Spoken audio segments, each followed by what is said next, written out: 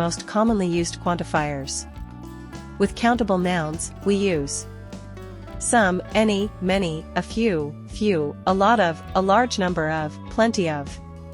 We use some, many, a few, a lot of, a large number of and plenty of, with positive verbs. We use any, many, and a lot of, with negative verbs. Look at these examples. Sports events, concerts, and festivals are just a few examples of events held in local communities. There aren't many concerts held in this area. There are plenty of things to do in the town. With uncountable nouns, we use some, a little, a lot of, a large amount of and plenty of, with positive verbs. We use any, much and a lot of, with negative verbs. Take a look at these examples. There's little crime in this area, which means the police don't have much work to do. People spend a large amount of time helping others in this neighborhood. There's plenty of evidence that the park had been a success. In academic and formal written English, both many and much are used in positive sentences, but in everyday spoken English a lot of or lots of is more likely to be used, especially to replace much. Take a look at these examples. Many researchers suggest that the data is accurate. Lots of researchers suggest that the data is accurate. There is much evidence to support the argument. There's a lot of evidence to support the argument.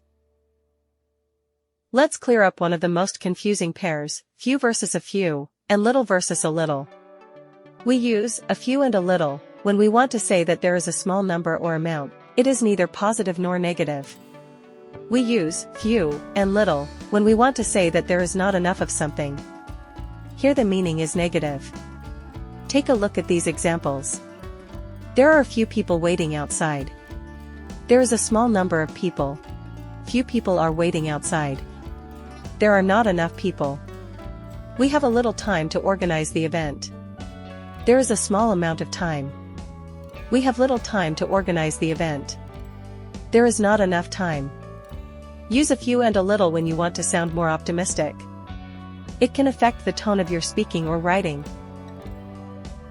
Now let's move to too and enough, powerful modifiers in IELTS Speaking Part 3 and Writing Task 2.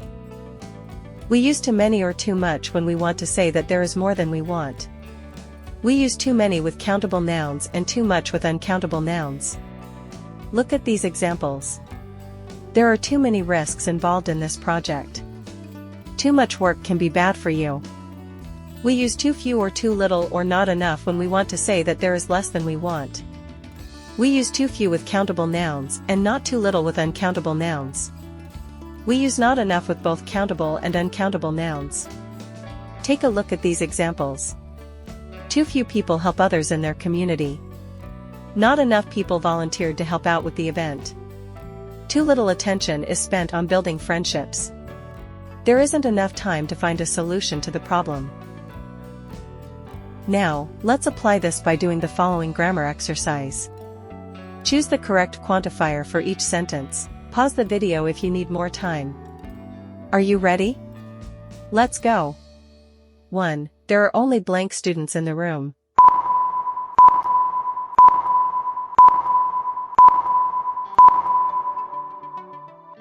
2. We don't have blank milk left.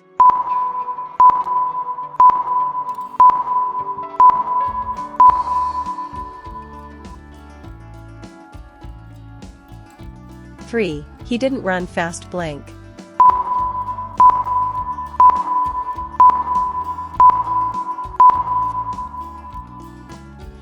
4. I spent blank money on my vacation.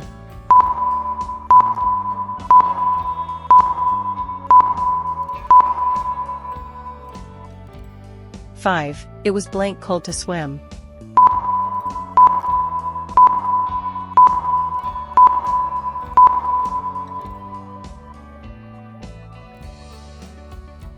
'Now you know all about quantifiers.